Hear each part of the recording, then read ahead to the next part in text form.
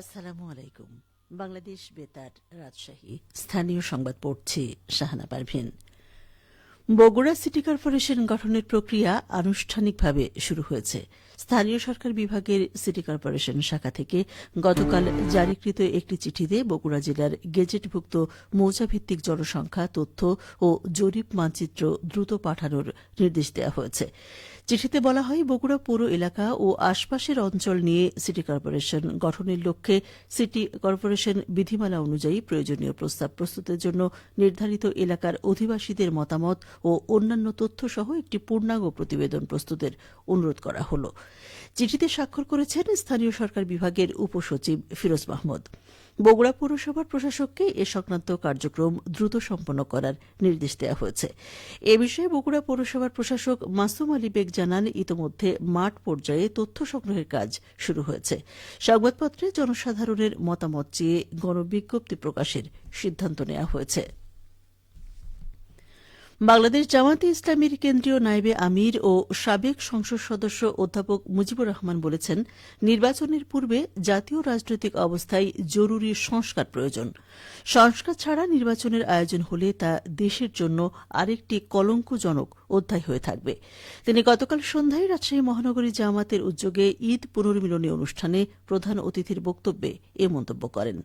নগরীর সাহেববাজার গণকপাড়া মোড়ে আয়োজিত অনুষ্ঠানে তিনি আরও বলেন, বাংলাদেশের ৫৪ বছরের ইতিহাসে গণতন্ত্র বারবার লঙ্ঘিত হয়েছে।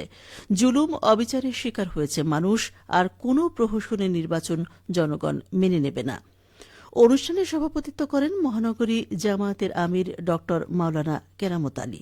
অনুষ্ঠানে অন্যান্যদের মধ্যে রাজশাহী মহানগরী জামায়াতের নায়েবে আমির অ্যাডভোকেট আবু মোহাম্মদ সেলিম, ভারপ্রাপ্ত সেক্রেটারি অধ্যক্ষ মাহবুবুল আহসান বুলবুল ও সাংগঠনিক সেক্রেটারি জসিম উদ্দিন সরকার বক্তব্য রাখেন। নওগাঁর মান্দাই মুসলিম স্থাপত্যের প্রায় ৫৩৫ বছরের পুরাকীর্তি কুসুম্বা শাহী মসজিদ। পাথরে মোড়ানো এই মসজিদে এখনও নামাজ আদায় করেন মুসল্লিরা। একই সাথে পর্যটকদেরও দারুণভাবে আকৃষ্ট করে। মসজিদটির তেলভাগ করছে প্রত্নতত্ত্ব অধিদপ্তর। এ নিয়ে এখন শুনুন আমাদের নওগাঁ জেলা সংবাদদাতার একটি প্রতিবেদন। সুলতানি আমলের গৌরবময় অপূর্ব নিদর্শন কুসুম্বা শাহী মসজিদ। ইতিহাস বলছে, এই মসজিদের মূল স্থাপনাটি ৯৬৬ হিজরি বা ১৫৫৮ থেকে ৫৯ খ্রিস্টাব্দে প্রথম গিয়াসউদ্দিন বাহাদুরের শাসনামলে নির্মিত। এর দৃষ্টিনন্দন নির্মাণ শৈলী তুলে ধরে মসজিদের মুয়াজ্জিন ইসরাফিল আলম বলছিলেন, মোগল আমলে তৈরি, এটা পাথরের তৈরি। গম্বুজগুলো চুনসুরকি এবং ছোট ইট দ্বারা নির্মিত। গম্বুজ সংখ্যা ৬টি, দরজা ৩টি এবং খিলানযুক্ত জানালা রয়েছে ৫টি। মেহরাব রয়েছে ৩টি। মেহরাবে খোদাই করে, পাথর উপর খোদাই করে খুব সুন্দরভাবে নকশা রয়েছে, যেটা অত্যন্ত চমৎকার, দেখলে মন জুড়িয়ে যাবে। মসজিদের ভিতরের মেঝেটাও পাথরের তৈরি এবং ওয়ালগুলো পাথরের তৈরি। ধারণা করা হয় এখানে একসময় কাজীর বিচার ব্যবস্থা চালু ছিল। মসজিদের ভেতরে আছে কাজী মঞ্চ, আর এখন শুধু নামাজ আদায় করেন মুসল্লিরা। জুমার দিনে অর্থাৎ শুক্রবার দিনে অনেক মুসল্লিরা এখানে আসেন। ৫ ওয়াক্ত নামাজ সহ জুমার নামাজ, তারাবির নামাজ এবং ঈদের নামাজ সহ আদায় হয়। মসজিদের উত্তর দক্ষিণে ৫৮ ফুট লম্বা, চওড়া ৪২ ফুট, সম্পূর্ণ দেয়াল কালো পাথরে মোড়ানো। গম্বুজ ও দেয়ালের নকশা পর্যটকদের দারুণভাবে আকৃষ্ট করে। পুরোপুরি পাথরের তৈরি, এটাই খুব ভালো লাগছে। আর গায়ে যে খোদাই করা আছে, নকশাগুলো করা, এটা দেখে অনেক ভালো লাগছে। আর ভিতরে মহিলাদের জন্য নামাজের জন্য জায়গা আছে। আসলে মসজিদটা আশ্চর্যজনক এই জন্য যে হাজার হাজার বছর যাওয়ার পরে একটা মসজিদ সুন্দরভাবে দাঁড়ায় আছে। বহু দর্শনার্থীর আগমন ঘটে। এই জন্য আমরা এই কুসুম্বার মানুষ হিসেবে আমরা গর্বিত। মসজিদের সামনে রয়েছে ৭৭ বিঘা আয়তনের বিশাল প্রাচীন দিঘি। এই শীতল জলরাশি দর্শনার্থীদের প্রাণ জুড়ায়। শফিক ছোটন, নওগাঁ জেলা সংবাদদাতা, Bangladesh Betar, Rajshahi. Bangladesh army university of engineering and technology বাওয়েটের ২৬তম একাডেমিক কাউন্সিল সভা গতকাল অনুষ্ঠিত হয়েছে।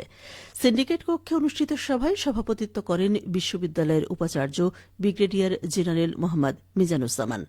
একাডেমিক কাউন্সিল সভায় মূল সনদপত্র প্রদানের প্রক্রিয়া, অনুমোদন, সাময়িক সনদপত্র সংশোধন, সামার ২০২৪ সেমিস্টারের চূড়ান্ত পরীক্ষার ফলাফল, সিন্ডিকেটের অনুমোদনের জন্য একাডেমিক কাউন্সিলের সুপারিশ সহ বিভিন্ন বিভিন্ন সিদ্ধান্ত গৃহীত হয়। সভায় বিশ্ববিদ্যালয়ের ট্রেজারার অবসরপ্রাপ্ত কর্নেল মোহাম্মদ শওকত হোসেন, কাদিরাবাদ সেনানিবাসের deputy commandant colonel Mohammad Sohel Ahmed, ভারপ্রাপ্ত জিএসও 2 মেজর আ.স.ম. একরামুল হক, রুয়েটের মেকানিক্যাল ইঞ্জিনিয়ারিং বিভাগের প্রধান প্রফেসর ড মোহাম্মদ রবিউল ইসলাম সরকার, বিভিন্ন অনুষদের ডিনগণ এবং একাডেমিক কাউন্সিলের সদস্য সচিব রেজিস্ট্রার অবসরপ্রাপ্ত লেফটেন্যান্ট কর্নেল KFA সোহেল উপস্থিত ছিলেন। সবশেষে আবহাওয়া।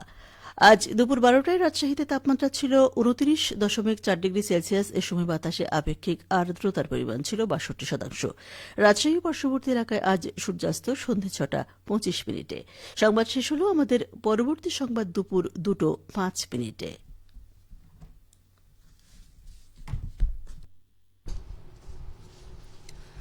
বাংলাদেশ বেতার